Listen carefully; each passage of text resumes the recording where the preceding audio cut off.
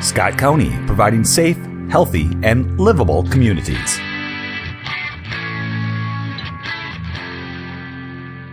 Number 5.1, we're going to receive information on Scott County Delivers with the topic of housing. I understand you guys have a solution for the housing. Is that what we're? Okay, thank you. Awesome. Take it away. Good morning, Mr. Chair. Good morning, Commissioners. We are here this morning with quite a number of partners from the community to talk about housing in a little different way. You're aware that we have had lots and lots of conversations about housing over the last 5 years. I think one of the things we're really pleased about today is to be able to talk about places of progress and really some optimism for what's about to come in 2025. And so I think we have kind of the exact right people here to talk about that. We're going to ask for their introductions in just a minute. I do also want to say that we had talked about doing a Scott Delivers, and we had talked about doing a board workshop, and decided to try to combine those elements into one conversation. So please know that Administrator Vermillion and I are going to lead the questions today, but we invite your questions or your input at any point. So with that, would you introduce yourself, and then we'll go around the table and do introductions? Leslie Vermillion, the County Administrator. Susie Meisel, Housing Emergency Services and Housing Director at CAP. Sam Oak, Director of Equity and Inclusion for the Pride Lake Savage Area Schools, and I oversee the homeless program. Tier Webster, Executive Director of Damascus Way. Julie Sigurd, Executive Director of Scott County CDA. Barb Dahl, Health and Human Services Director, Scott County. Great. Thank you all for being here. Yeah, thank you for being here. So Barb, I'm going to kick it off with you and then go to Julie and to Susie. But the strategic plan in 2020 that the board adopted was the first time we had an objective of housing in it. And one of the things that they clearly wanted was the definition of the roles and responsibilities for the county and our community partners in implementing this comprehensive housing plan. So can you talk a little bit about how we have defined the county's role coming out of that moving forward? Yeah, so if you like to read a narrative on page 2, we've also outlined those a bit, but when we look at the county, obviously there are pieces that are outside of health and human services when we look at land acquisition, when we look at land use, when we look at zoning. But then within health and human services, we also play a role as it pertains to our economic assistance and even health and human services. We know that sometimes the people that we serve come to us and they need solutions in order to be able to fulfill the goals and in order to no longer be able to need the services within health and human services.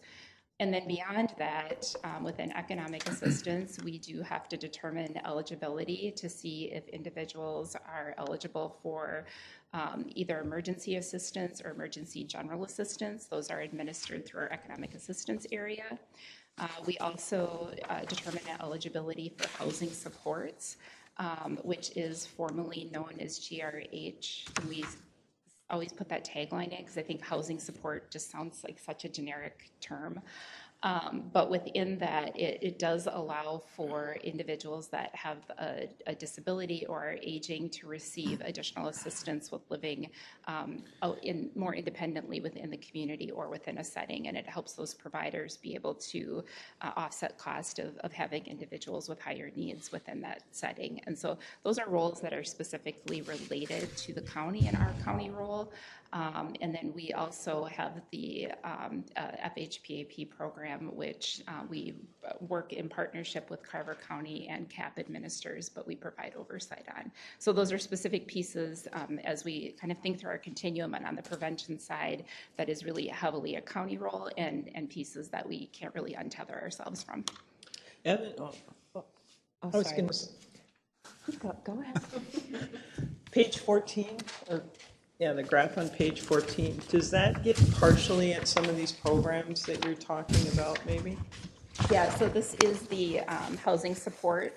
This is how many sites and by site type. And so again, this is individuals that benefit from this are disabled and elderly population, either in a licensed community setting, sober living, or other DHS licensed setting. But that is something we determine eligibility and economic assistance. And then through our housing team, they provide this, because we have to do a contract with the site and provide oversight and regular, I would say, monitoring and also technical assistance. And that's a role that, in conjunction, those two units play together.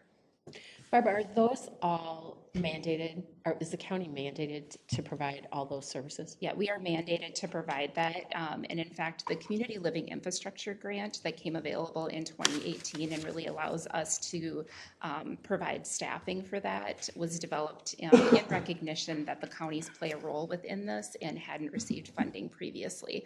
So it is something that, that we as counties provide. Thank you.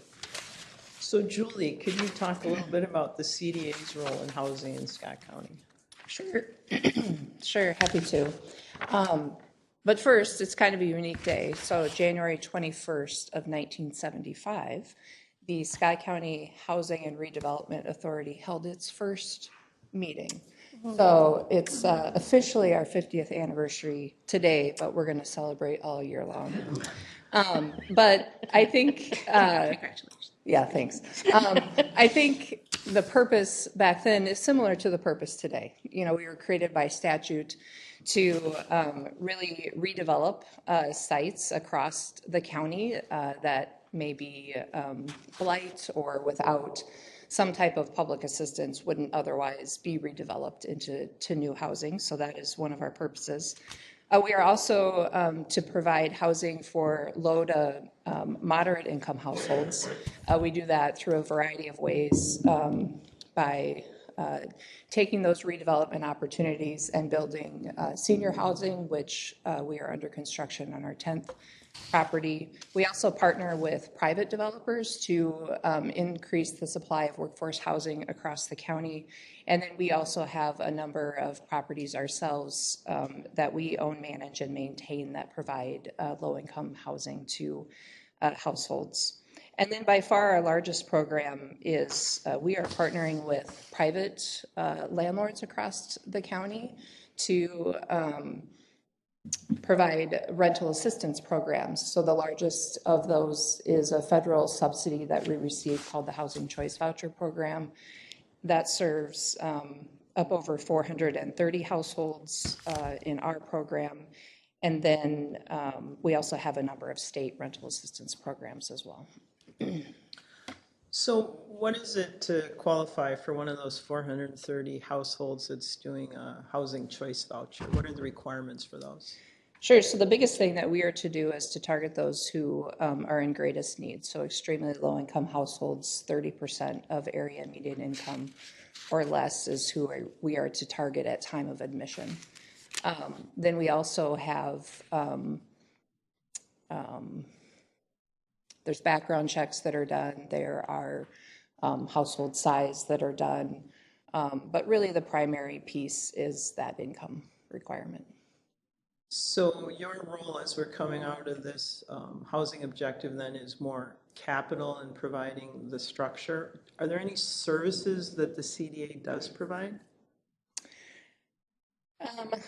Not particularly. You know, we partner with you folks here at the county on different voucher programs, those statewide voucher programs, so bridges. So that's in partnership with the mental health team. So your folks are providing services. We're providing the rental subsidy for that household to have that affordable rent. We also have the family unification program. So that's a partnership with the child protection folks who services are provided by your team, and we're just providing that affordable rent. We also partner with a CAP agency as well on different programs where the CDA is providing the physical unit. They're providing the services that come alongside. Does your board have any interest or looking at providing services, or you want to continue with your mission on more capital rental assistance? Yeah, so right now there's the majority of the objectives are around the capital for increasing the supply of housing, preserving the housing that we have in our community. The things that we've talked about with services and a program I didn't mention that I should have is the homeownership program. So how can we help our clients who are in our rent subsidy programs have that upward mobility by working with our homeownership counselors one-on-one to be able to reach their goals if homeownership is a goal for them. How can we support households within our rental units, ensuring that they're good renters, paying rent on time, taking care of the unit, those types of things. But in terms of actual services, that isn't anything that we have in our plans currently. Susie, the CAPS role. I believe that the CAPS role is a lot of the services to match Julie's programs. But so we have the flexibility to have a range of services and a range of programs that like start from shelter and go to permanent housing. The CAP agency also owns 2 properties in Scott County. And then while having affordable rent, we can work alongside the client and help them move on to permanent housing that they can afford outside our programs. So Barb, when Families Moving Forward dissolved or went away, how did we make up that difference or that work? Yeah, so obviously we had originally started some conversations just thinking about what would a different way of providing housing to families, what would that look like? And I think that was originally when we had engaged with Shepherd of the Lake Church and with the CDA and started looking at alternatives to addressing that short-term housing need. Within that, we knew that we needed to provide a temporary solution, and we knew that we were going to need to have a provider to provide some of those services, and that we as the county didn't want to do that role. So we did do a request for proposal, and we had a few applicants that had applied, but CAP was selected. And they have been providing not only the interim solution, but they're also going to be providing that service for us as we move to the Shepherd of the Lake opportunity. So is that in one of these 7 plexes or the 4-bedroom, 1 2-bedroom? Is that where those kind of? Maybe, Susie, you want to talk about the relationship you've developed with the CDA? Sure. The CDA purchased a townhouse that is a 3-bedroom, and we were able to move a family in who had previously been staying in the motel, and with her 3 boys, that was a very crowded and difficult situation. So we moved them into the house that the CDA purchased. We worked alongside Shepherd of the Lake Church to put all the necessary things in the house. We also worked with Hart. Slumberland helped us purchase some of the furniture, and Sleep in Heavenly Peace built the beds that the kids are using, and the mom is working, and the case manager from the CAP agency is helping her work on goals that will get her to a more permanent, affordable housing unit for herself down the road. Very good. And at Thanksgiving, that's when we moved her in, so she got to make her family a Thanksgiving dinner. Nice. So Barb, can you, you talked a little bit about the services we provide, but there's also some funding sources that have recently come, SAHA, LAHA, you hit on FHPAP. Could you talk a little bit about what SAHA and LAHA are and how they fit into this budget you've been developing with the board and several workshops and our partners? Yeah, so the LAHA is the Local Affordable Housing Aid, and SAHA is a statewide version of that, which is Statewide Affordable Housing Aid. And it comes from a sales tax that was passed back in 2023. And really, when I look down the row here of our guest today, not only have all of these folks been instrumental as we think about the ARPA funding, and we've got some capital projects that I think really have helped to move some of these thoughts forward. But as we look to move forward on what and how we want to spend the LAHA funding, I think we have really great partners here that will hopefully can help make some of this sustainable. So as we look at this funding, so the Local Affordable Housing Act, that is just for the 7-county metro area. And the funding that we received in 2024, we had 2 payments that came in for a total of $1.9 million. That was a prorated portion of the sales tax. It's anticipated that will be about $4 million coming to Scott County annually, starting in 2025. Last year, that went towards the purchase of the Solo land and also for also having the CDA, who's playing a critical role in helping for that oversight in the construction of that building. And so that is where majority of that went. 25 will look to hold that as we complete that project. We did receive a $6 million state grant that is helping to fund a majority of that infrastructure, but this funding will need to be used, and we had to have a local match, and this funding will help provide that local match. But I think we're really have an opportunity to also have landlord prevention dollars, which is, again, how do we expand the number of people that we help with rental assistance. We've got some data in here a little bit later on the importance of knowing that those dollars really do help keep people housed if we can have that up front. And then I think we have a real opportunity, knowing that one of the priorities as we've gone through our board workshops was to look at increasing housing stock.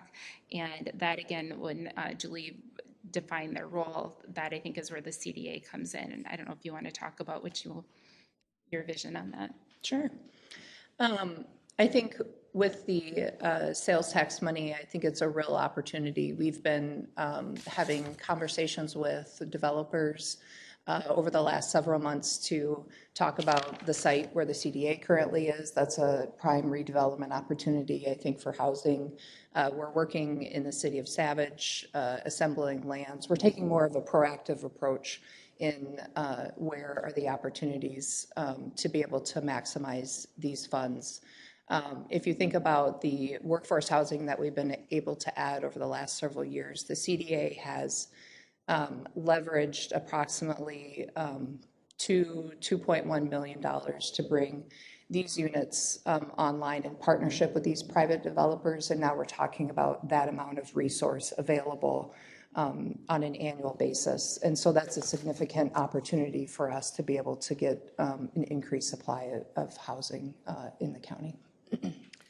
It looks like probably the 3 northern cities in Scott County also qualify for LAHA money. Is that correct? Mm-hmm. How is that coordinating with county effort? Yeah, so this board actually passed in last spring, late winter, a housing ordinance, which allows for the establishment of a housing trust. We will be working with the CDA in the creation and administration of those funding and that money. The cities will do the same. And so you've had more conversations with the city. I don't know if you want to. Sure. Yeah, we just entered into joint powers agreements with both the city of Shakopee and the city of Savage to administer their funds on their behalf. And, as the name implies, it's a local affordable housing aid. And so that's really a unique opportunity for each community to look at their community and see what the priorities are. So in Savage, a community in Scott County that's more fully built out, looking at redevelopment opportunities in that community is a priority for their council. They also allocated some funds for home ownership as well through our programs. We do down payment assistance grants. We have the community land trust as well. So I think those are some good opportunities. In the city of Shakopee, I'm excited about a new program that we're going to be launching there that could be a possibility down the road as we look across the county. That's really a gap that we don't currently have a good resource for now. So we're going to be launching the single-family rehab program to be able to preserve existing homeownership opportunities in our county, working with homeowners on capital needs items that otherwise they just don't have the capital to be able to do. So think roofs, windows, things of that nature. So we'll be launching that program in the next month or so. Has Prior Lake made any decisions yet, or? Yeah, so we worked with Prior Lake and put in a request. They allocated a portion of their funds to Habitat for Humanity. That's development that's under construction that will be part of the Community Land Trust program. So they provided some of that first payment to that development.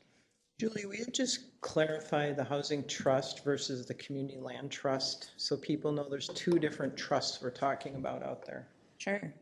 That's the confusing thing in housing is we like to name everything the same. These are names by statute, so we don't try to confuse you intentionally. Someone else is making those decisions. So a local housing trust fund, think about a bank account. So that's where money is going to be allocated to that trust fund, and it's going to be designated for the purpose of housing across the county. A community land trust is a program that the CDA started back in 2020, 2021, and that is another pathway for home ownership. So the community land trust, a first-time home buyer goes and gets a mortgage, they purchase the home, and then the land stays in the trust. It's tied together by a ground lease for a minimal amount that the homeowner then pays the CDA, and it gives them full rights to that land. Julie, of that, so Evan has kindly put that slide up on the screen. Of the units that you have currently available, how many of them have families living in them? So the top line there, there are those 10 families are living in them. So those have been sold to first-time home buyers. We are actively marketing the one in Shakopee. We just finished rehabbing that property, and that is now available and for sale. The Prior Lake, 2 of them are under contract. I get to go to a closing later this week, and then another in early February. So there's just one available in Prior Lake. Nice, thank you. Yep. So Barb, or Evan, can we go to 17? And this will bring other folks now into this conversation as well. So the board has made it clear, right? They didn't want to construct a large shelter. They really wanted us to take a look at trying to meet the different needs within the community. And I think you folks really responded well, right, with your plan and trying to put all of this together. So can you talk to these different investments and why we made different investments in these different facilities? Yeah, I mean, I think Julie did a nice job of kind of outlining the like the housing trust and the land trust, and then we have the reentry homes, and So what was the housing trust? What was our investment there? Talk a little bit about. That's Moraine, right? Mm-hmm. Okay. So 16 and 18, the county completed the infrastructure for 10 single-family lots that will be part of the Community Land Trust. So those lots will be deeded over to the CDA, and then this spring we'll be putting out an RFP to phase in the construction of those lots. Next on here, we have reentry housing, and I think knowing that for those individuals that are justice involved, it is sometimes challenging for them to find housing in the community and live independently. And I think we've been really fortunate with our provider, with Damascus Way, to come in, and we have 2 sites, one in Shakopee and one in Prior Lake, and soon coming online, a women's opportunity here just down the street. And maybe you'd want to talk a little bit about how many you've served and how it's been going. Sure. Well, thank you again for this great opportunity. Yeah, I think we would probably think of this as one of the hardest demographics to serve when we think about folks re-entering after a time of incarceration. Not only is there a need, according to Maslow, a need for housing, but there's really a need for wraparound services. So it seems like we've been in relationship forever, but my math says in the last 3-ish years we've been working together. Launched the work in Shakopee, and at that home we can serve 4 men at any given time. And as we know, we grew the work into Prior Lake. And we were able to convince the community that not only are these folks that we serve not monsters, but they're actually assets to the community. And we can serve another 4 there. So throughout the any given time, we can serve 8 individuals through our Prior Lake and Shakopee housing opportunities. And one thing I'm probably most proud of in our relationship is not only do we provide the shelter, or the bed opportunity, but together we've been able to build a wraparound service opportunity. So when we look at the research, fathers, many of these folks that we serve are fathers, are less likely to reoffend if they have meaningful relationship with their children. Henceforth, we've been able to build programs that accommodate their scenario. So the men that are in the home that are fathers are receiving fatherhood services. We've also been able to address some of their other needs, like their substance use disorders, and help to get them employed and help to address some of their other social needs and things of that nature. And so I think you're right. I think great things are happening, and we're proud that we're doing the work. But I really think the magic is that we're doing it together with city, with Scott County, and the resilience and what have you, the strengths of those that we're serving. And so I'm excited, and I think our community and certainly the county as well, that we'll be able to expand this model into women's housing in one of the Shakopee homes there.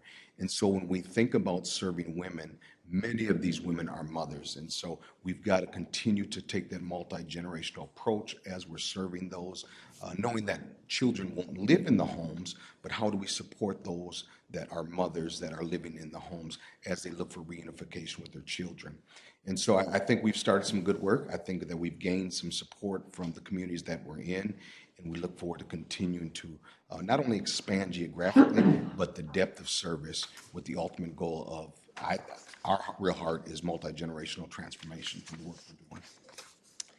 Thank you. Tiara, I have a couple of follow-up questions, if I may. First of all, you mentioned the programming for, I think it's through the Destiny Dads program, and also just services to dads in general. Are other program areas from the county accessing that Destiny Dads program? Yeah, thanks for asking. Absolutely. And so those in the home are just a small number of those. But as we likely know, we're in the jail 2 times a week. We've served over 150 men in the male jail this year. And what's exciting is as folks re-enter from the jail, not a large percentage, but there are a number of those folks that continue to come to the programming and receive the services. And not just those alone in the jail, but there's other fathers that are coming through child and family services and treatment court, things of that nature, that are receiving the services. And so housing is something that we're really proud of that we can provide, but then again, we can provide more services to the community as well because of the relationship here. Sure. My other question, in the narrative, it talks about the grant that will fund the services for the women's program being incentive-based or outcome-based. Can you talk a little bit about that? Like, what will that look like? What kind of outcomes will your program be tracking as part of that program development? Sure. So similar to what we try to track with the male homes is we're looking at what does long-term housing sustainability look like? So as a woman enters into our home from incarceration, how do we almost immediately build a healthy housing plan? Because they're not going to be with us forever. And so how do we determine current credit scores, things of that nature? What makes them eligible for long-term housing? We'd love to tap some sort of programs, home ownership programs, things of that nature. In fact, in 2024, Minnesota Housing did give us some funding so that we could increase housing capacity with those we serve, including folks here in Scott County. So we're looking at healthy housing. We're looking at how do we increase healthy connections. So sadly, the folks that we serve often have connections and community connections that aren't healthy, and they're kind of reinforcing recidivism. And so while they're with us, we're trying to help them to identify and really listen to them for our person-centered approach on what sort of connections have worked in the past and how do we replicate those into the future.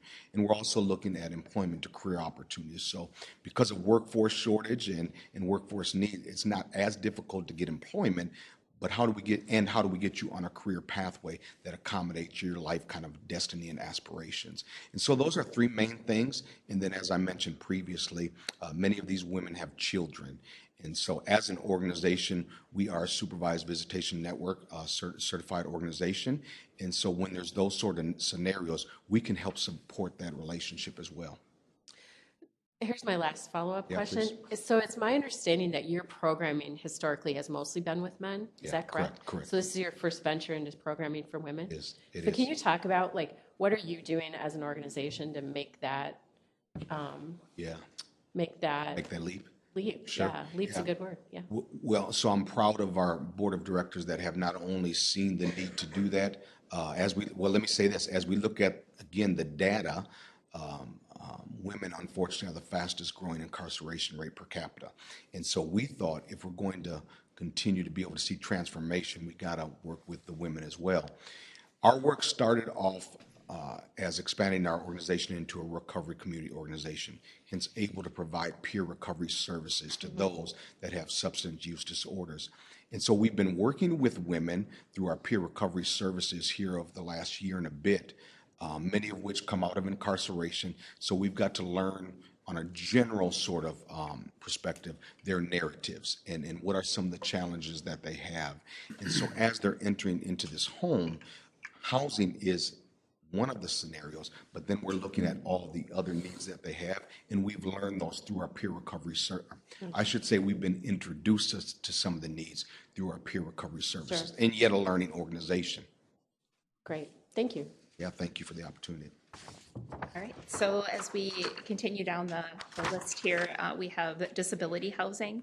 And so we had, in partnership with the CDA, 4 units that were identified, and then an additional $250,000 that went towards the Beacon Prairie Point, which is a permanent supportive housing 42-unit site that will be opening at the end of 2025.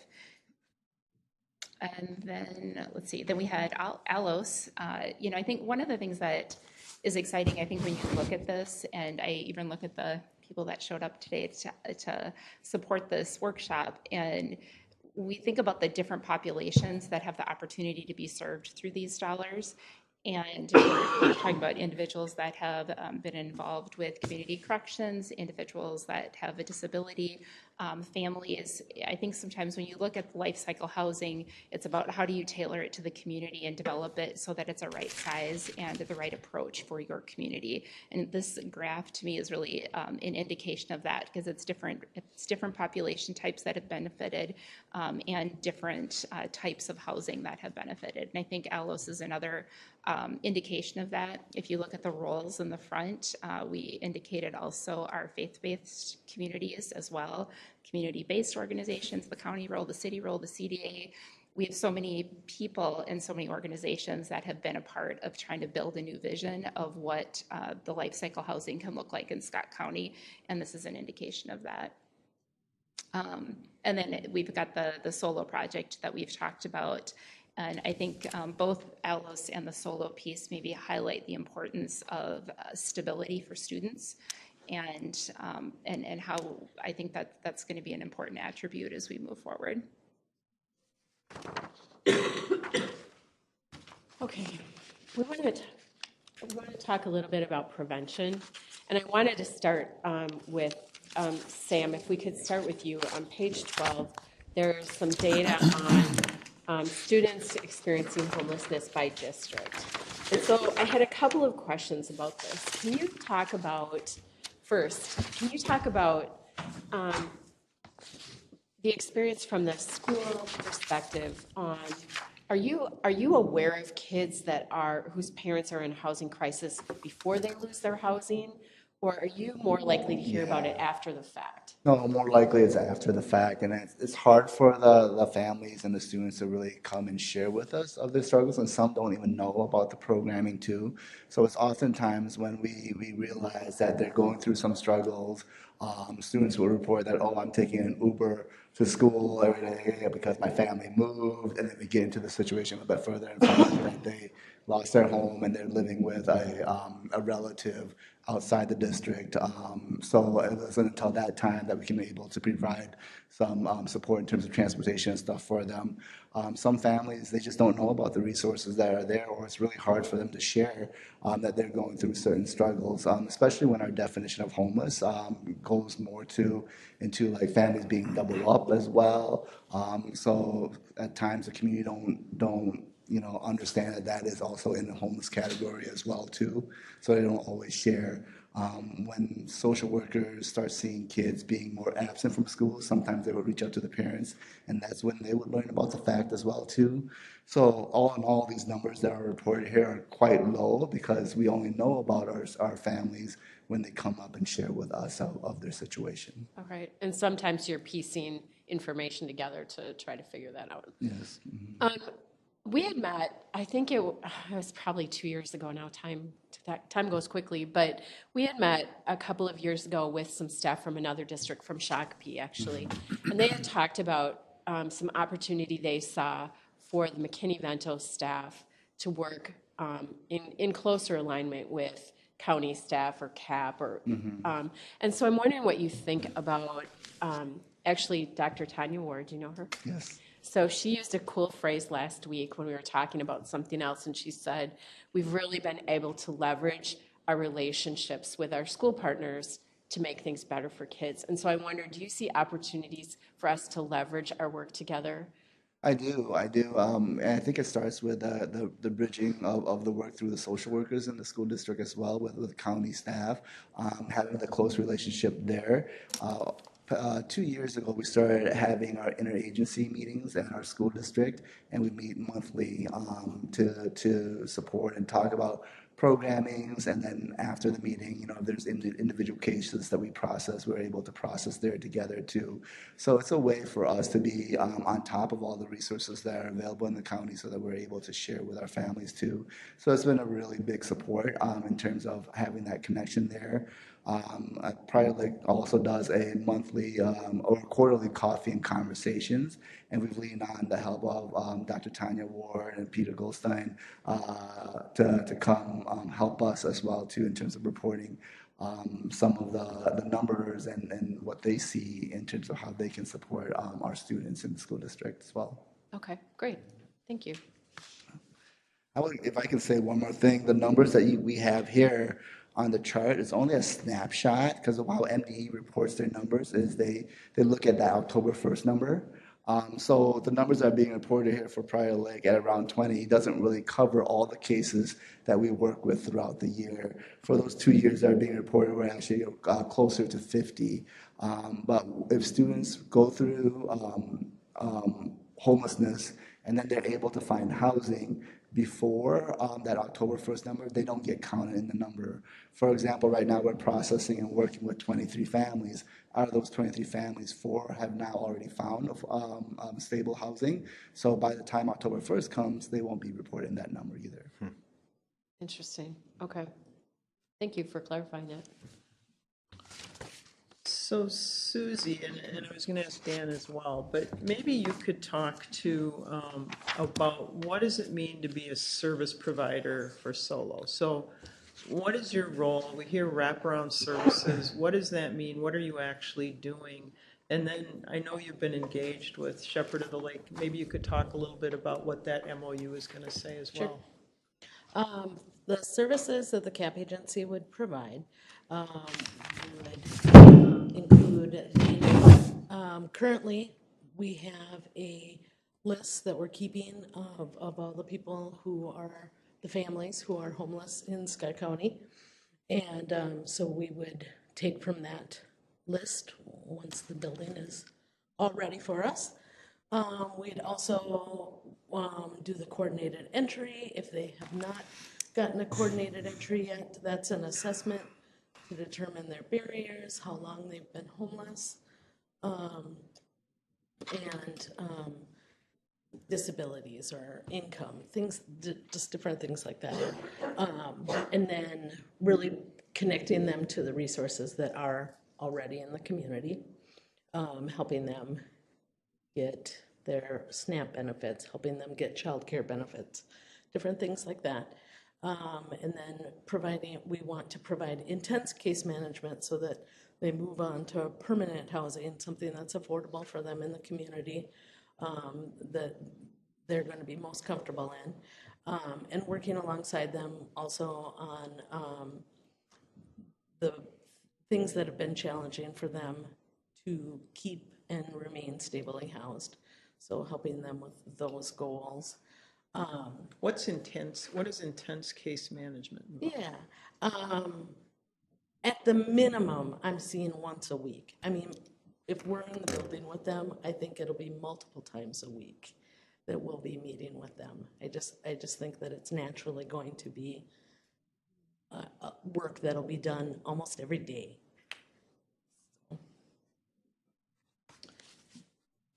You asked about working alongside Shepherd of the Lake. And so we have met with them and discussed our different roles. And we really see Shepherd of the Lake as having the ability to provide support for the project. We would determine what the needs are and have conversations with them, whether it's family activities in the evening or, you know, this unit needs some kitchen supplies, or we have a move out and they need new bedding and towels and things like that. But just looking at how to make the unit like a home, temporary home, and that the church can then do those types of, fill those gaps. There will also be a food pantry, and Shepherd of the Lake will be managing that. And, oh yeah, I talked a little bit about the family activities, but like a movie night or bingo or, you know, games, just things that will make it more lively and less shelter. It's such a unique opportunity to have a service provider like CAP that can provide really that day-to-day oversight and hopefully guidance and support and service coordination to individuals that are, and families that are going to be moving through that facility. But then to have that partnership with Shepherd of the Lake and having other individuals and organizations that can help wrap around those services, that there's not a lot of I would say examples that I could point to, maybe others could, where you have that sort of commitment and partnership to looking at how to work with families in really a different capacity. So I think our hope is that, you know, even though we have people that are going to have to go through and experience this, that hopefully it provides really putting them in a better spot on the outside of this, that they hopefully will have the resources and support, that it's not just a moment in time where they need a place to sleep, but hopefully it creates a better outcome for their life in the future. Oh, I was just going to add. Go ahead. That through Families Moving Forward, Shepherd of the Lake has made multiple relationships with all the different churches in the community, and they are still going to be reaching out to the other churches for this support also. They're kind of going to be the leadership. I know one of their big commitments was early childhood and those types of things. Have we figured out how we'll make that coordination for families that need it? Because they've agreed to provide that, is my understanding. Yeah, they have that provided. I think that in the memorandum of understanding that has been listed within there. And I think some of how that actually works out in real life will always depend on, every situation is different, every family is different. So I think that assessment up front is always the really important piece of how do you help tailor services to make sure that we're giving the family exactly the services that they need in the moment they need them. So Barb, on page 9, this is your coordinated entry list, right? Or can you talk a little bit? You chose to use the one, I know we have multiple ones with a disabling condition, and that shows a pretty high percentage of the folks on that list. Can you talk about that and all the other investments the board and the county has made and how that kind of ties together? Yeah, it's always challenging to select exactly which measures to include within this. And so this is a snapshot of that. On the coordinated entry list, as talked about within this measure here, is that this is really individuals that are deemed homeless, really not meant for human habitation. Like this is that group, and we know within that it's not just the fact that you're homeless. It's usually other factors that are creating someone and creating that instability. So mental health, disability that is attached to that. So understanding that and understanding some of the characteristics of individuals that are homeless, I think helps us with being able to identify solutions. And so helps us to identify, and I will, after talking to Peter, I'll flip you to page 10 on here. And I think one of the, as we started going through the data, you'll see that the amount of days that individuals that are on the coordinated entry list has dropped. And so inquiring about that, I will quote Peter Goldstein, is he had stated that Damascus Way might be part of that. If you think about the individuals that are typically on that list, if they have a background, that it is going to be much harder to have them placed, and they're going to be on the list a lot longer. But having a solution such as Damascus Way and providing that opportunity, the right supports, getting people employed, really creates a better outcome for those individuals. The other piece is housing supports. We've had a few more people. That is the pie chart that we've already talked about. We've had a few more providers and a few more sites come online. That again, that's working with your aging and your disabled populations. And those, we've had a few more of those available in the community. You can ask Jeff Dacre, who is our supervisor in our disabilities, and he will point to the fact that they've added in a few more, and it has created more opportunities for individuals with disabilities to live more independently in the community. And so those individuals are harder to place and create a longer time. And we've created some really unique opportunities for people to do that and to live independently. And so then you'll see those numbers drop, which is an interesting outcome. So like the disabled housing the CDA has, I'm assuming we listed Prairie Point under workforce affordable homes, but that's also supportive housing, right? It is, yes, that'll be supportive housing as well. And they will have a provider, Volunteers of America, that will be coming in to support, kind of playing the role that CAP is going to play with our Shepherd of the Lake location. Just again, wanting to make sure that you have that day-to-day oversight, that you're providing case management, that you're providing support. You want to set people up for success. And I think we've tried to, with each of these individual situations, try to work in a way that it sets people up for success. So you have the graph on page 10 up. If I remember right, pre this time period, maybe even pre-COVID, it was the reverse. The single adults were on there quite a bit longer than families. Mm-hmm. What changed there? Or does one of you want to talk to that, or is it? I think I would say it's those, it's the housing supports and Damascus Way. Like Damascus Way has been able to add in some of the individuals within there, as has some of the housing support. When we look at our family households and what's coming online with Solo and Prairie Point, I'll say this, but like maybe for a day, like at the end of the year, maybe we don't have anybody on the coordinated entry list. Maybe it's just a day, but we have quite a few opportunities that are coming online. Now, that doesn't mean that we won't have individuals that are experiencing housing instability. And I think there's a couple other slides that we added in here that outline that sometimes, like we have on page 15, and then also on slide 19, you can see individuals that have applied for economic, or in our economic assistance area for either emergency assistance or emergency general assistance, that's page 19. And then page 15 is the number of people that are within the income maintenance state system that are, I would say probably in a situation that's not ideal. And so we look at these numbers in respect that we know that there's individuals in the community that they may be okay for now. They might at some point move into our coordinated entry list. They might at some point be homeless. It's and it's a piece that really helps us kind of understand what's out there for individuals that are more challenged with their housing situation. So early indicators, sort of a preview of who might. That was the word I was looking for. Thank you. Yes. Yes. You're welcome. Yes.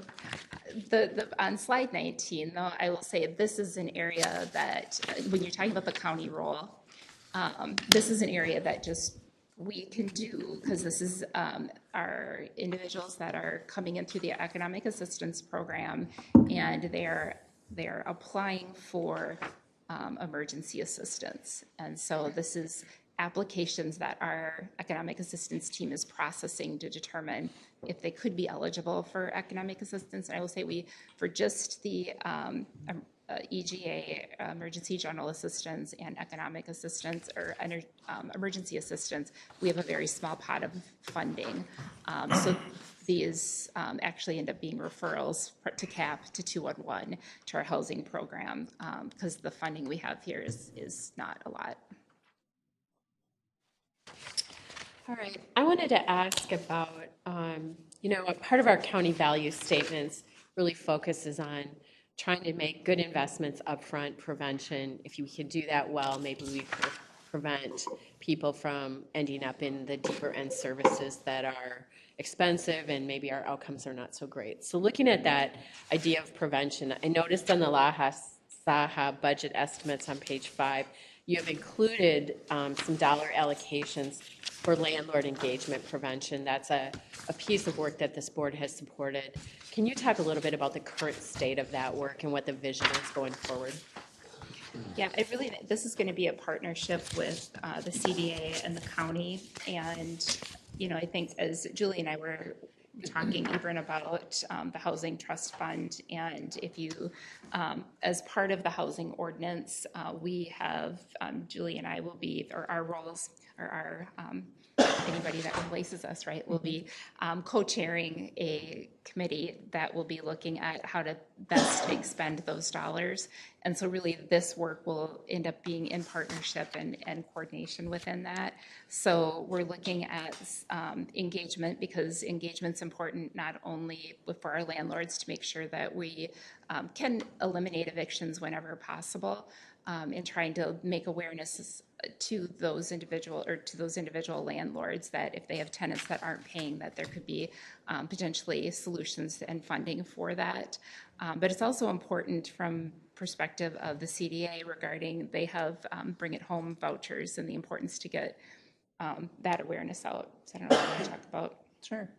Yeah, so the CDA's partnership with landlords is really key. So by far, that's our largest housing program, is the federal program that we administer, the Housing Choice Voucher.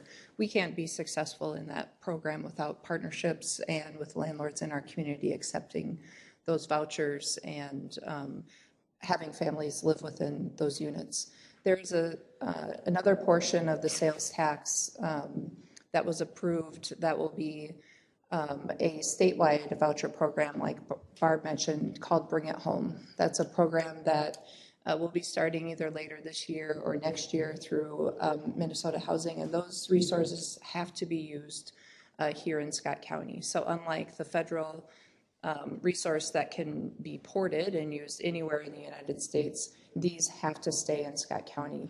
And I think it really goes into prevention as well. If you think about the number of families that we serve in our programs, we're providing stable housing that's affordable for them, that's keeping them from being in some type of crisis at the county. And so this is really an opportunity to use these resources for people who are really cost burden in our community. So on page 16, there's another funding source for prevention, FHPAP. And I'm just wondering if you can talk about two things. One is, when you look at this data, what does it say to you about the relationship between prevention and evictions? But also, like here, this is going to reflect my years of government service.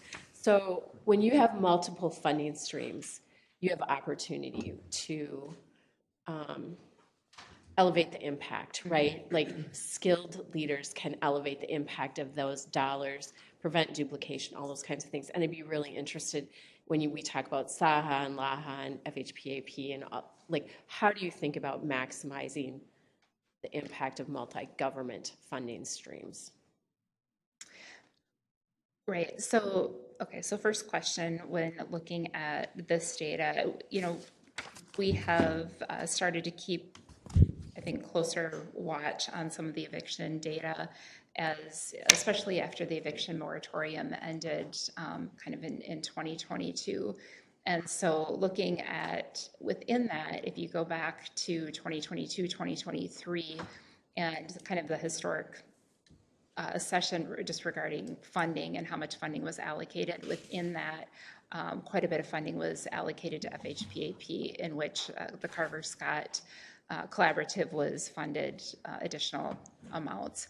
And within that, I think this and our providers like CAP had to kind of ride the funding roller coaster that went along with kind of the outflow. And so this indicates how some of that was given in the community. And we've overlaid that with some of the eviction data. Now, this is in eviction filings. So not necessarily ended in eviction, but eviction filings. And so it's just interesting to look at as you increase the opportunity for people to get some of the prevention dollars up front, that in those months the eviction filings were down. So I think something to keep an eye on and monitor, especially as we have the opportunity to utilize some of our LAHA and SAHA dollars towards supplementing where FHPAP, because I think the FHPAP funding will probably return more to a baseline as we move forward. So I think you're right. Like, how do we use this money to be able to leverage that as an opportunity to expand service beyond what the FHPAP money will allow us to do? Because I think, as this might indicate, if that isn't available for some people, this can happen. Yes. As I think you look at the economic assistance data with the number of applications each year, up over 1,000 for individuals that think that they need assistance or are concerned about how they're going to pay for rent. I think being able to leverage some existing program guidelines as we look for the expenditures on this can be helpful to us too. We know filed, but we don't know how many were actually evicted then. We don't. The data on that, so for one, we know filed, but as we look at, for one, the 2024 data isn't fully available yet. And the way the data pops out is it comes out like kind of settlements that have been approved, vacation agreements that have made, some things have been dismissed. So I think once the 2024 data is finalized, we can probably come back and say, like, this is how many truly were evicted last year, but it's a little more segmented in its outcome data. Okay. So Julie, I have a question. 8 and 13 kind of taught, you should look at cost burdened and over 30%. And when you actually go and pull our market rate of our houses, you can see it spike the last couple of years, right? Just the cost of housing in the county, if you overlay that on it. Are there some things in any of the programs that, if we talk about legislative changes or requirements, that would help make your building or supporting construction more efficient and cost effective? Any of those programs? Are there some legislative things we should be talking about or looking at?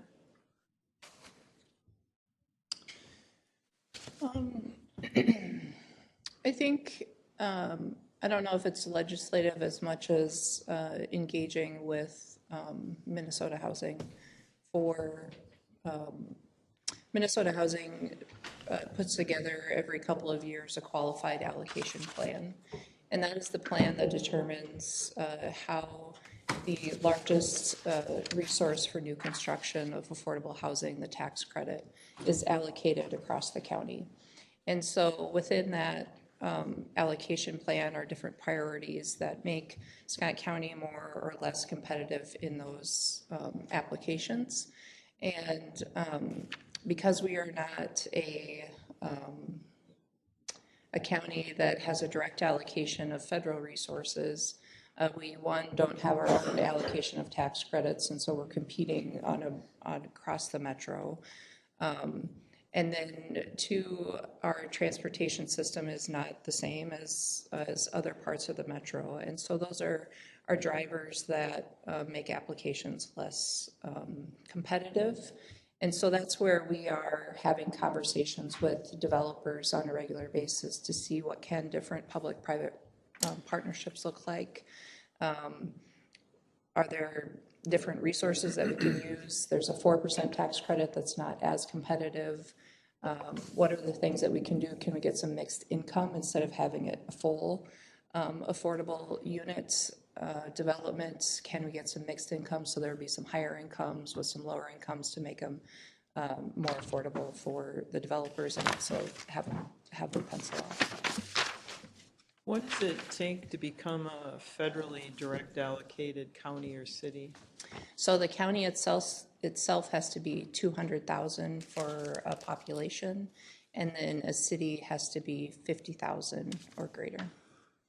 Are there anything in the rules for construction that drive your costs up or push the costs up when you're using state money that could be looked at? I know I've heard that talked about in different countries. So yeah, last year they they added that all of the state money now has prevailing wage. That is a requirement. So oftentimes that will increase the cost for construction on the labor side. But that is something that we have, it's new to the tax credit, so that will be an increased cost for those developers. They did not have to do that previously.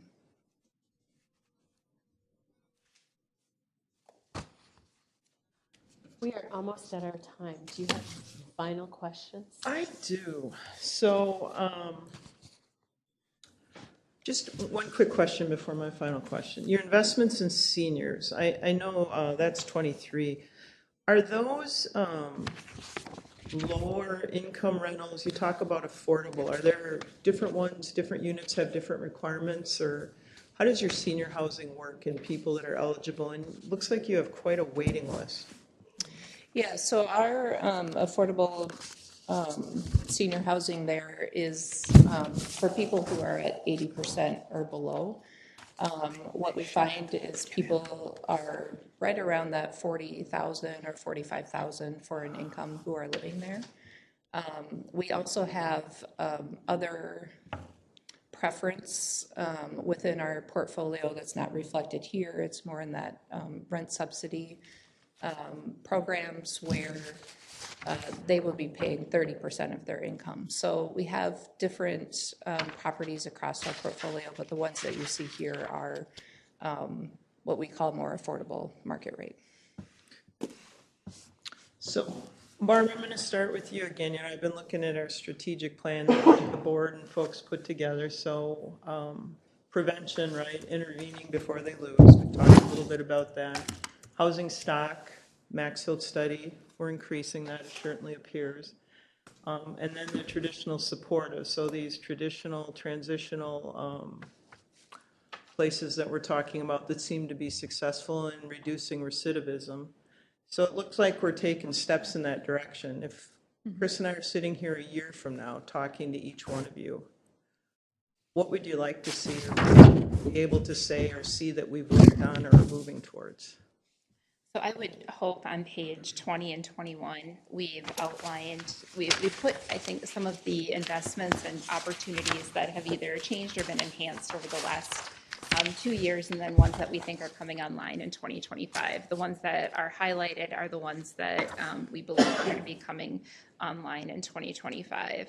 And so, I think as we look to have landlord engagement get up and stabilized, I think if we look at our solo opportunity launching at the end of this year, we look at the women's housing being able to be launched, we look at Prairie Point, and I think about our caseloads and our staff that are going to have to be involved in identifying families that might be eligible to move into that opportunity.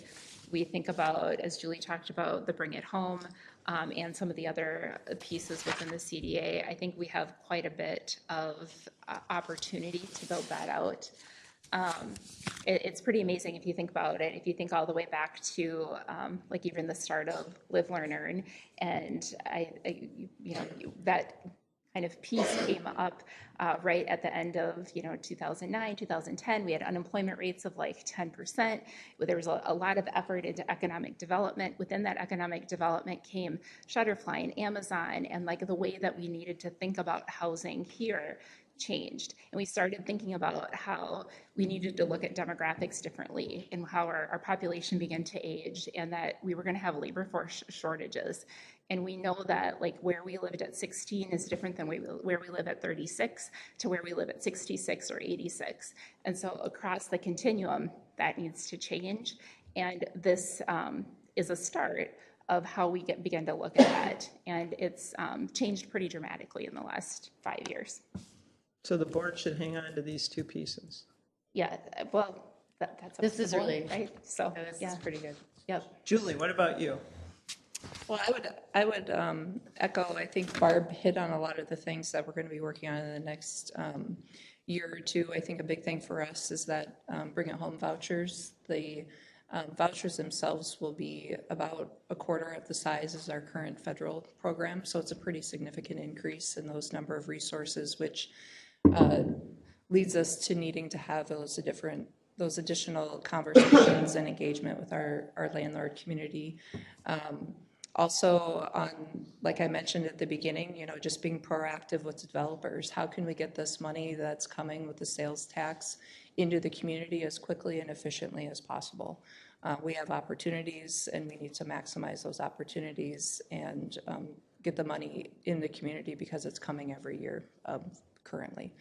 And then also on the senior housing side, we know that our county is aging. And so when you have an interest list of up over 100 for a development that's just 60 units, that just continues to speak to the need to continue that product. And so we're already looking at where's the next opportunity for redevelopment for additional senior housing in our county. Here. Sure, yeah. I'd like to be able to come back next year and say that we hear the voices of children cheering on their parents because transformation has happened as a result of our housing. And I'd like to quantify that not only by the stories that we hear, but also as an organization, we're committed to building the infrastructure to be able to have stronger evaluation that we can give to you all in showing that your dollars are of good use. So that's what we look forward to next year at this time after we've launched this women's housing. Sam?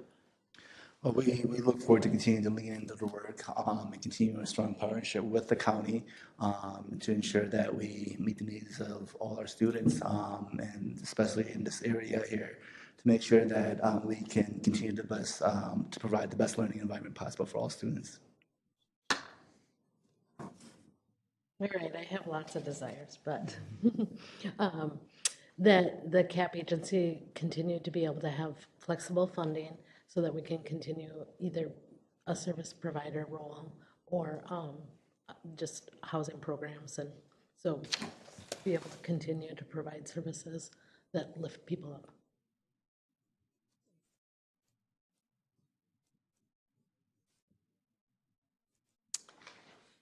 I think that's the last word, Mr. Chairman.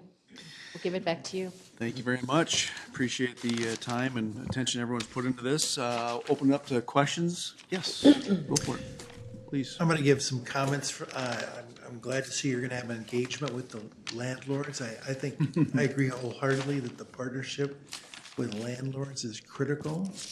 And I'm going to give you some feedback based on my experience in a county east of here. I had a rental property I don't think, they didn't use the term housing choice voucher back then, but I got a voucher for a renter. In 5 months, they did $15,000 worth of damage to the property. There's substantial non-payment, and then they also stole stuff as they checked out. They were evicted. This renter, the CDA, in hindsight, I could tell that they knew that this was a bad renter that they were sending to me. But they felt they couldn't tell me that. And that all this problem now that I had experienced was all my problem. You know, I had to deal with the lost rent, I had to deal with the damage to the property. And I kind of was wondering, well, can't you do some screening? Can't you assure me that this is, based on your experience, this is a good renter? You know, that if it's somebody that's a bad renter, why would you send them to me? Those are kind of questions I had. I think when you meet with the landlords, and by the way, not all these landlords are big corporate entities. There's plenty of people that own, they're just average people that own one or two or a few. And in a lot of cases, they're not making any money on a monthly basis. They're making money as the property appreciates. So they're not, this is not a cash cow for anybody. So when a loss is a huge deal. And so I would want to hear that, yes, we do screen and we make sure to our knowledge, we're not sending you a bad tenant. Two, and this will be controversial probably, we have a fund. We do an inspection of property, condition inspection in the front, and we'll note the condition of the property, and we'll do an inspection when they move out. If there's substantial damage, we have a fund to help you with the damage. Now, I think that whether that could be possible or in place, but I think that's a concept that would be important. I mean, because I got to tell you, I would never take and I don't own the property anymore to the east of us, but I would never, ever again take somebody from the CDA in that county. Because it was all my property, there was no protection, there was no assurance that I was going to be there any help if there was a problem. So I hope you will think about that. I don't know if you can do anything about that, but you need to have a stronger partnership on the CDA side of the equation, in my opinion. Okay, that's we've got a limited time, so you don't even have to comment, but you can, but I'll throw out the other questions, completely different category. When we did the Damascus Way houses, especially part, like we said, that we would have a community engagement with the neighbors and we'd have regular meetings, and I'm just wondering how that's going. So that's the second question. Those are the two categories I had. Yeah, well, first of all, thank you for sharing your own experience on that. And I think that it's an interesting thought as we continue to develop this. I think we can have a conversation about what that would look like. And as far as the Damascus Way part, they have continued to have meetings, and it's actually they, at the recommendation of the group, have asked to reduce the amount in which that they meet, because it actually has been going so well that there was really just nothing to report on. I don't know if you... Yeah. No, and that's the terminology I was going to use, is that as a group, they decided to reduce them, and I might even dare to say that a number of those folks have become champions to the work that we're doing. Things that have come out of that group, how do we volunteer and things of that nature. Again, folks, I think we can be proud that not only is this thing working in terms of addressing recidivism, but we've got a community that has bought into the work that we're doing and no longer fear the demographics that's in their backyard. And so it's something that we can be pleased with, and you can assure that we're going to continue to provide the level of support to continue these sort of responses. Well, that's really glad to hear. And I suspected that would be the case, but to get it out here and say it is great. Maybe if I could just comment on your first experience. I think a few things that we do here in Scott County when working with our landlords, our housing director, Molly Link, and her team have done a good job of talking to landlords to get their experience, to hear from them, why do you participate in our programs? Why don't you participate in our programs? What are things that we can do from our perspective within the bounds of the program that we administer to help these relationships to be successful, because we don't want this to be the narrative that is heard across the community or is the experience of our landlords that are participating in our programs. There is a program called Beyond Backgrounds that is administered, I believe, by Housing Link. And that is similar to what you're talking about, and that is a fund that on the front end can provide some assurance to a rental property owner who is participating in one of these programs. What's interesting is that oftentimes that fund is never accessed because they do have a positive experience. They have that relationship and those services that are available, and it is different than what you experienced as well. We also work with our participants on compliance agreements. You know, we cannot have a scenario where you're going from landlord to landlord like you describe and have negative rental experiences. So those are some things that we do here locally. So if you have any properties in Scott County. I don't. I was very careful that I didn't ever have that conflict of interest issue there. No. Right. Yeah. Thank you. Commissioner, I just want, and it's not ready for prime time, but Barb and staff, and I think with the attorney's office, we've been working on a landlord, renter, and actually homeowner that aid, right, for that family that needs it just for a month or something, so they don't lose it, they get evicted.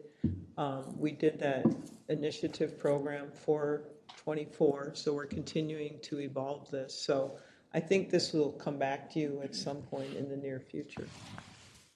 And I just want to dovetail on that before we move on, just on Commissioner Ulrich's rental experience, because, you know, we've all heard that before. We've heard those different stories. On page 5 of that landlord engagement / prevention, that budget number, is that mostly sort of the rent makeup or loss prevention versus actual engagement?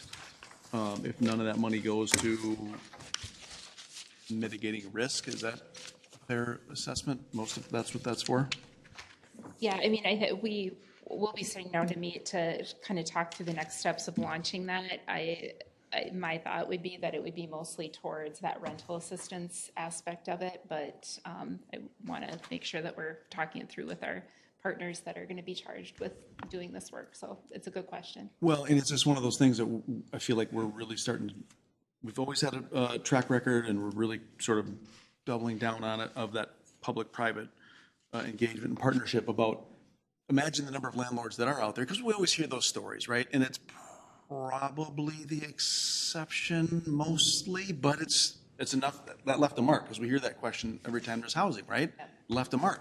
We feel it. People feel it that have been in that situation. So if there's a way to mitigate that, then does that exponentially then open up that public-private partnership for opportunities that we're not building, it's already out? I mean, so that is an important question that needs to be addressed one way or the other. Right, yeah. And we would hope that there aren't, you want to minimize the number of people that have a bad experience. Right.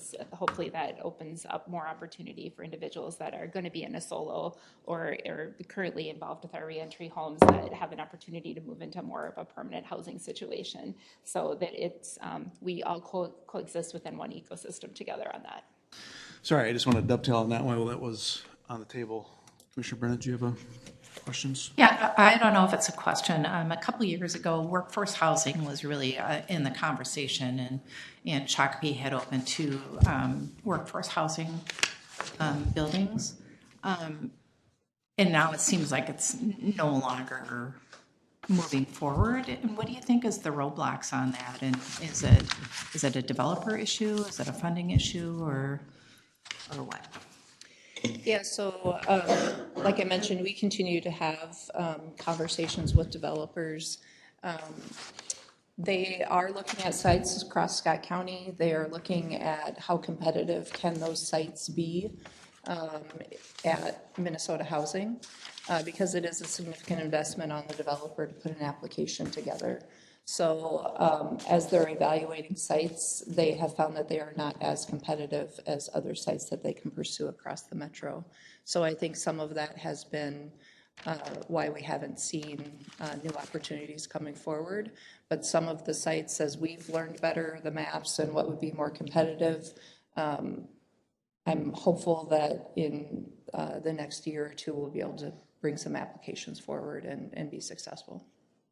Yeah, I do recall that there was concerns with our southern cities about not being available to provide workforce housing because of MHFA funding, and I know that you brought that up a little bit ago about how those cities were not qualifying, and and how do we support that program and still, I get around that. So yeah, that's where we're looking at those different development opportunities, different public-private partnerships, going after a 4% tax credit instead of a 9%, which is much more competitive. So looking at different opportunities.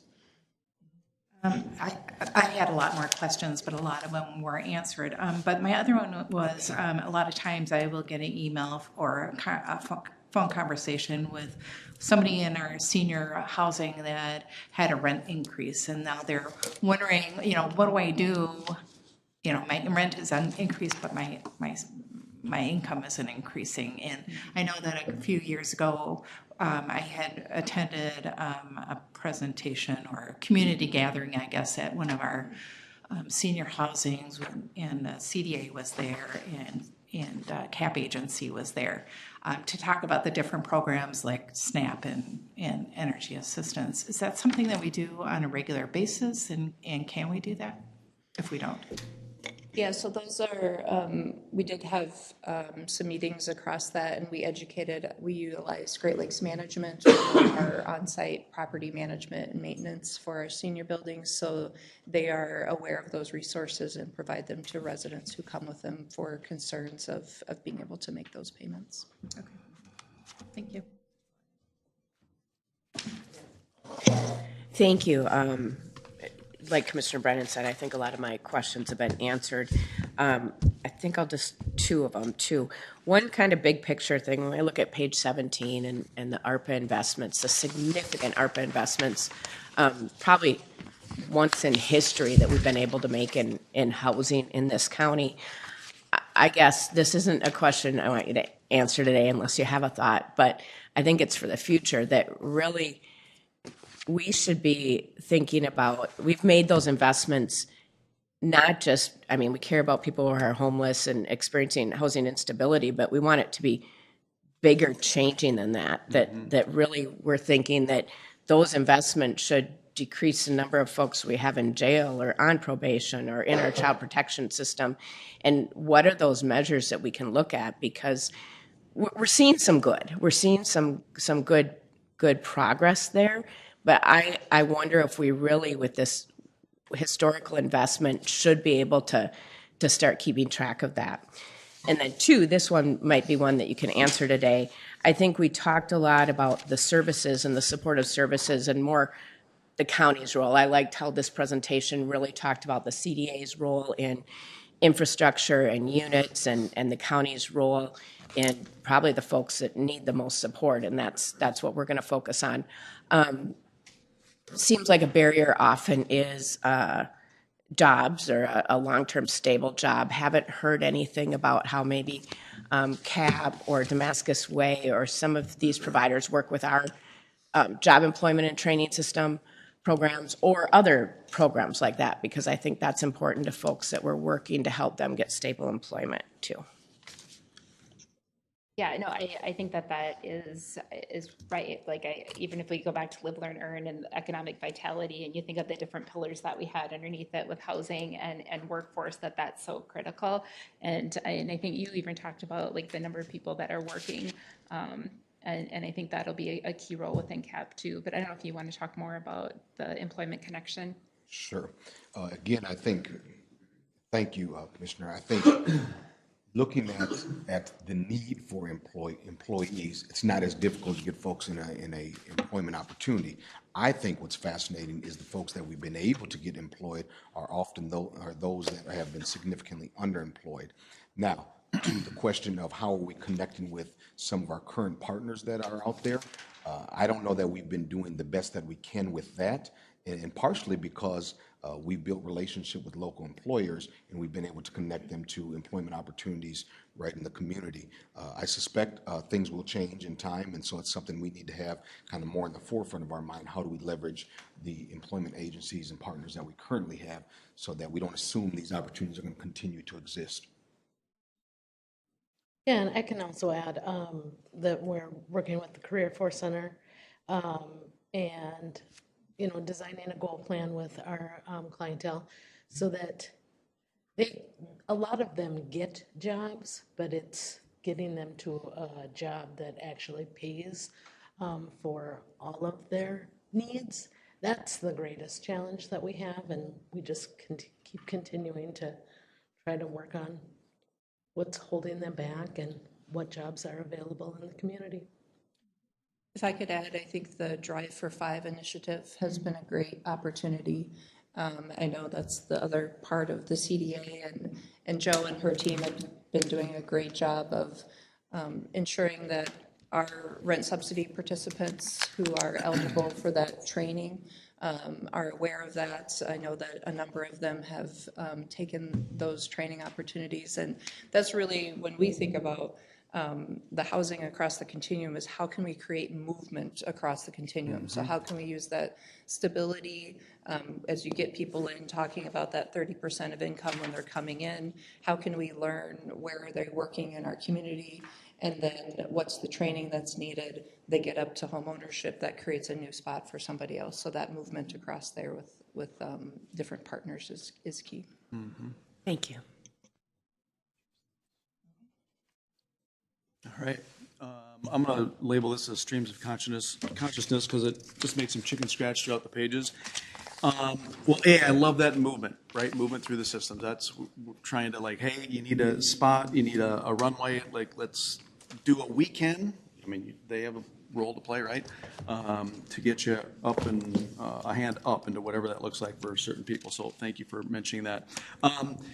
Back in the early-ish days when that tax was enacted, the LAHA fund, there was some discussion that said, and I think it was just discussion, because we were kind of getting into this at that point in time, where it said, no, this is for new. You've already been doing this. You can't really use this to fund. It's for new, over and above. Was that just saber-rattling discussion? Is there any statute around that? Or is it still kind of squishy? We are, it is allowable to fund operations for some of the projects, and these all came about. If we think about the Damascus Way, we think about the solo opportunity, all came about 2023 or after. So I feel like we're in good standing to move with this plan in accordance with statute. Good. Okay. I know that's always a moving target, but it is interesting that a lot of these things were dreamt about, talked about, worked on before we thought we were going to get all this money from COVID. What was that? Some of those things were talked about before that. And the ARPA money, so using that for some real change that doesn't have tails and all of those things. We took some risks trying to do things differently. You could say it was kind of a bold initiative, trying to do things transformative, change cycles, and the data does, if we look at it, we can kind of see some change in a short period of time. I'm optimistic, so I think it's largely because of some of those actions.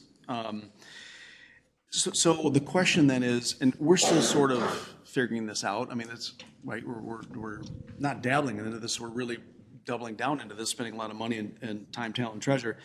How do we then safeguard this in our cute little adorable county, that all of this is focused on action, doesn't become administrative? Former Commissioner Beard would always talk about heads and beds pays for housing. How do we, because it just seems like in government, world, which hopefully we're not part of necessarily, programs become programs, super administrative, and we need all of this money to facilitate. Well, something got lost. Like now we're just bloated and administrative, and we're not getting tread out on the road. So I think, Commissioner Beer, that was part of putting that budget together. If you look at that budget, it's not funding staff. It's funding either capital, services, renter prevention, or, I'm missing one. Operations. Operations, but it's not funding staff or additional staff or anything like that. It is actually going out to support the folks who need the services or the capital investments. Yeah. And that's why that budget was put together through that series of workshops we held with you. You kind of made that clear to us. Well, and I do think that we're on that road because it's still semi-new, but you get out, there's different people here, different people out there, and, but how do we set those markers now so that, this becomes a good thing now becomes a great thing. Because I do believe that a lot of these things are done to break chains, to bring transformation, not more programs, not more government stuff. So that's awesome. All right. Let's see, going through my streams of consciousness because I know we're on a.